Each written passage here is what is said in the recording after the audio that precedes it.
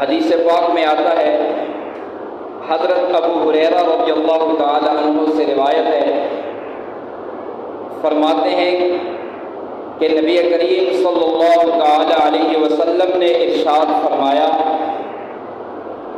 کہ جو شخص اللہ پر اور یوم آخرت پر ایمان رکھتا ہو اسے چاہیے کہ وہ اچھی اور نیک بات کرے ورنہ خاموش رہے۔ اور حضرت ابو ہریرہ رضی اللہ تعالیٰ عنہ سے ایک دوسری روایت مروی ہے، فرماتے ہیں کہ آپ صلی اللہ تعالی علیہ وسلم نے ارشاد فرمایا کہ بعض اوقات انسان زبان سے کوئی ایسا کلمہ جو اللہ کی خوشنودی کا باعث ہو وہ زبان سے نکالتا ہے اور اسے اس کلمے کی اہمیت کا اندازہ ہی نہیں ہوتا، انجانے میں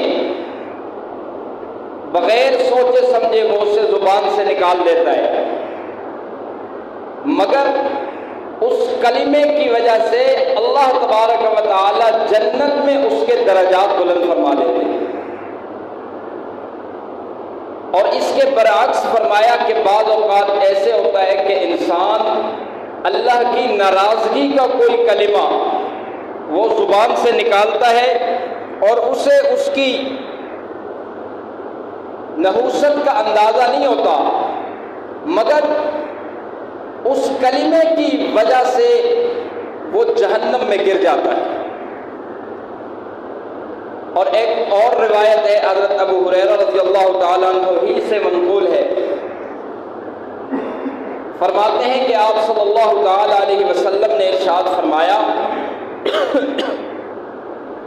کہ انسان بغیر سوچے سمجھے ایسا کوئی کلمہ زبان سے نکال دیتا ہے جو اسے جہنم کے اتنی گہرائی میں گرا دیتا ہے جتنا مشرق اور مغرب کے درمیان فاصلہ اور بعد ہے، یعنی کہ مشرق اور مغرب کے درمیان جتنا فاصلہ ہے اتنا اس کے بقدر وہ بندہ جہنم میں گہرائی میں گر جاتا ہے۔ ان تین روایات سے ہمیں یہ پتہ چلتا ہے کہ جہاں ہم باقی گناہوں سے بچنے کا اہتمام کریں وہیں پر ہم زبان کو غلط استعمال کرنے سے بھی اپنے آپ کو بچائیں۔ یہ زبان اللہ رب العزت کی بہت بڑی نعمت ہے جو اللہ نے ہمیں عطا فرمائی کہ اللہ نے اس میں قوت گویائی رکھ دی، اور یہ ایسی مشین ہے کہ انسان پیدا ہوتا ہے اور پیدا ہونے کے ساتھ یہ مشین اس کے ساتھ آ جاتی ہے، اور جب تک یہ مرتا ہے موت کے وقت تک یہ مشین اس کا ساتھ دیتی ہے۔ اور یہ ایسی مشین اللہ رب العزت نے ہمیں عطا فرما دی کہ دماغ اور زبان کے درمیان ایسا کنیکشن ہے کہ انسان ادھر سے دماغ میں ارادہ کرتا ہے اور ادھر سے وہ الفاظ زبان سے ادا ہو جاتے ہیں۔ کتنا آسان کام ہے، اور آسانی سے زبان سے وہ الفاظ ادا ہو جاتے ہیں۔ زبان کتنی بڑی نعمت ہے، یہ نعمت جس کے پاس نہ ہو اس سے اس کی قدر پوچھئے کہ زبان کتنی بڑی نعمت ہے۔ پھر اس زبان سے بندہ جو کلمات نکالتا ہے، ایک بندہ اگر کافر سے مسلمان ہوتا ہے وہ تو سب سے پہلے وہ کلمہ شہادت پڑھتا ہے، اشہد ان لا الہ الا اللہ و اشہد ان محمدا عبدہ و رسولہ۔ پہلے کافر تھا مگر اس کلمہ پڑھ لینے کے بعد وہ مسلمان ہو گیا۔ پہلے وہ مبغوث تھا مگر اب محبوب بن گیا۔ پہلے وہ مردود تھا اب مقبول بن گیا۔ پہلے وہ جہنمی تھا اب جنتی بن گیا۔ اتنا بڑا عظیم انقلاب ایک کلمے کے ادا کرنے کے ساتھ آ گیا۔ حدیث پاک میں آتا ہے کہ جب بندہ کلمہ پڑھتا ہے تو اس وقت اس بندے کا یہ کلمے کا عمل ایک فرشتہ آسمان کی طرف لے جا رہا ہوتا ہے، تو اس فرشتے کا راستے میں آسمان میں ایک دوسرے فرشتے سے اس کی ملاقات ہوتی ہے۔ وہ فرشتہ اس سے پوچھتا ہے کہ تم کہاں جا رہے ہو؟ تو یہ کہتا ہے کہ ایک بندے نے کلمہ پڑھا اور میں اس کا یہ عمل اللہ کے حضور پہنچانے کے لیے جا رہا ہوں۔ یہ اس سے پوچھتے ہیں تم کہاں جا رہے ہو؟ وہ کہتا ہے کہ جس بندے نے ابھی کلمہ پڑھا میں اس بندے کے پچھلے سب گناہوں کی بخشش کا پروانے کا پیغام اسے لے کے جا رہا ہوں۔ حضرت موسیٰ علیہ السلام نے، روایت میں آتا ہے کہ ایک مرتبہ اللہ کریم سے فرمایا کہ اللہ مجھے کوئی ایسا کلمہ بتا دیجئے جو میرے لیے خاص ہو اور میں پڑھتا رہوں۔ اللہ نے فرمایا کہ میرے کلیم تو پڑھ لا الہ الا اللہ۔ حضرت موسیٰ علیہ السلام نے کہا یا اللہ یہ تو وہی کلمہ جو ساری مخلوق پڑھتی ہے، کوئی میرے لیے خاص کلمہ۔ اللہ نے فرمایا کہ میرے کلیم تو اس کلمے کو کیا سمجھتا ہے؟ اگر ترازو کے 2 پڑلے ہوں اور ایک پڑلے میں 7 زمین اور 7 آسمان رکھ دے، یعنی 14 طبق رکھ دے، اور دوسرے پڑلے میں اس کلمے کو رکھ لے، تو کلمہ ان 7 زمینوں اور 7 آسمانوں سے بھاری ہو جائے گا۔ یعنی اس کے مقابلے میں وہ 7 زمین اور 7 آسمانوں کا جو پڑلا ہوگا وہ ہلکا ہو جائے گا۔ اب ذہن میں ایک سوال آتا ہے کہ کلمہ زبان سے ادا کرنا ایک لفظ ہی تو ہے، اور یہ زمینوں اور آسمانوں سے کیسے بھاری ہو گیا؟ تو علماء نے اس کا جواب لکھا ہے کہ کلمہ اصل ہے اور 14 طبق اس کی ذل ہیں، اور ذل اپنے اصل سے ہلکا ہوا کرتا ہے۔ کلمہ اصل چیز ہے۔ پھر زبان سے بندہ صرف سبحان اللہ کہتا ہے۔ سبحان اللہ کتنا ایک آسان کلمہ ہے۔ حدیث شریف میں آتا ہے کہ بندہ کلمہ کہتا ہے سبحان اللہ تو میزان عمل کے آدھے پڑلے کو وہ بھر دیتا ہے، صرف سبحان اللہ۔ اور ایک روایت میں آتا ہے کہ 2 کلمے ایسے ہیں کہ جو زبان پر بہت ہلکے ہیں اور میزان پر بہت بھاری ہیں اور اللہ کو بہت محبوب ہیں، اور وہ کلمے کون سے ہیں؟ سبحان اللہ و بحمدہ سبحان اللہ العظیم۔ کتنے ہلکے سے کلمے ہیں، کتنے آسان ہیں، مگر اللہ کو بڑے محبوب ہیں اور میزان پر بہت بھاری ہیں۔ ایک روایت میں آتا ہے کہ ایک صحابی نے نبی علیہ السلام سے پوچھا یا رسول اللہ صلی اللہ علیہ وسلم افضل عمل کیا ہے؟ افضل عمل۔ اللہ کے محبوب صلی اللہ علیہ وسلم نے فرمایا افضل عمل یہ ہے کہ تیری زبان ہر وقت ذکر اللہ سے تر رہے،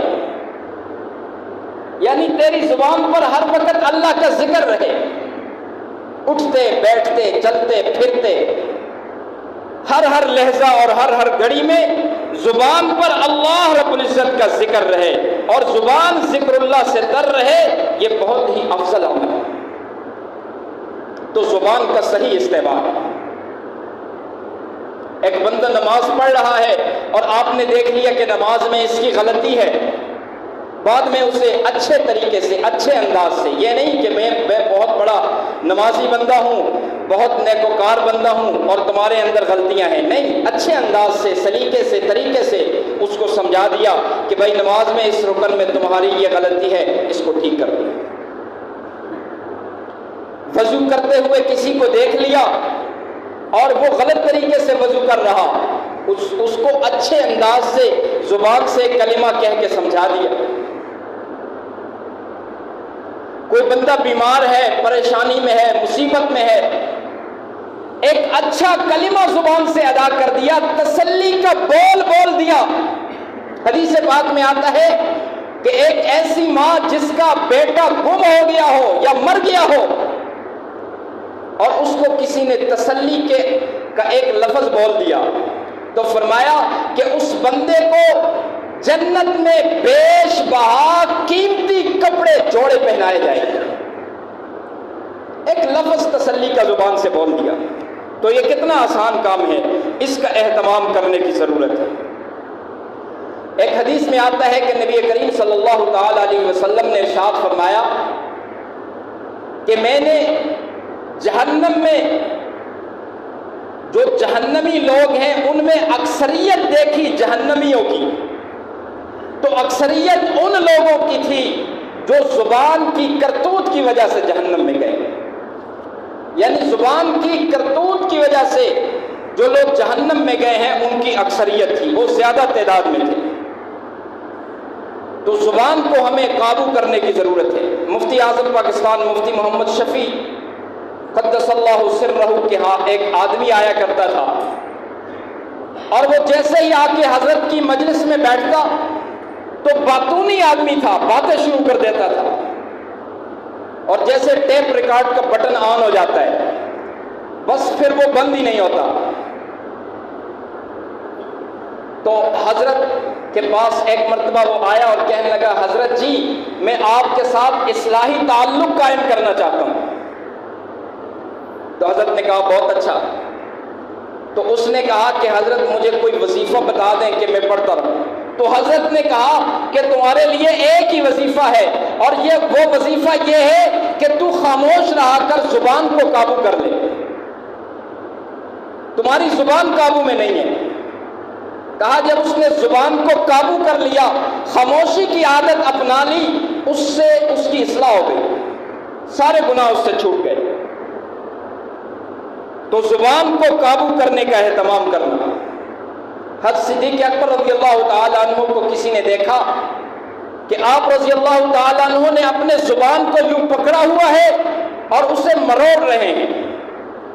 کسی نے کہا کہ حضرت یہ کیا کر رہے ہیں؟ تو حضرت صدیق اکبر رضی اللہ تعالیٰ عنہ نے فرمایا کہ میں اپنے زبان کو قابو کرنا چاہتا ہوں، اس نے مجھے بہت سارے ہلاکتوں میں ڈال دیا ہے، بہت سارے ہلاکتوں میں ڈال دیا۔ آپ صلی اللہ تعالی علیہ وسلم نے خواتین کی مجلس میں خواتین کو مخاطب کر کے پردے کے اندر خطاب فرما رہے تھے، تو آپ صلی اللہ علیہ وسلم نے فرمایا کہ عورتوں کی بہت بڑی جماعت کو میں نے جہنم میں دیکھا، مردوں کے مقابلے میں عورتوں کی تعداد بہت زیادہ تھی۔ تو عورتوں نے پوچھا یا رسول اللہ صلی اللہ علیہ وسلم عورتیں کس وجہ سے زیادہ جہنم میں تھیں؟ تو آپ صلی اللہ علیہ وسلم نے فرمایا کہ دو وجہ ایسی تھیں کہ جس کی وجہ سے جہنم میں عورتوں کی کثرت تھی۔ پہلی وجہ یہ کہ عورتیں لعن طعن زیادہ کرتی ہیں، لعنتیں بہت زیادہ کرتی ہیں، اور دوسری وجہ کہ یہ اپنے شوہروں کی ناشکری بہت کرتی ہیں۔ جب سے میں تمہارے گھر میں آئی ہوں میں نے تو کچھ دیکھا ہی نہیں۔ تو عورتوں کے اندر یہ دو چیزیں بہت زیادہ پائی جاتی ہیں کہ لعن طعن بہت کرتی ہیں اور شوہر کی ناشکری بہت کرتی ہیں۔ تو ان دونوں گناہوں کا تعلق وہ زبان سے، تو زبان کی وجہ سے زیادہ مرد بھی اور عورتیں بھی جہنم میں پائی گئی۔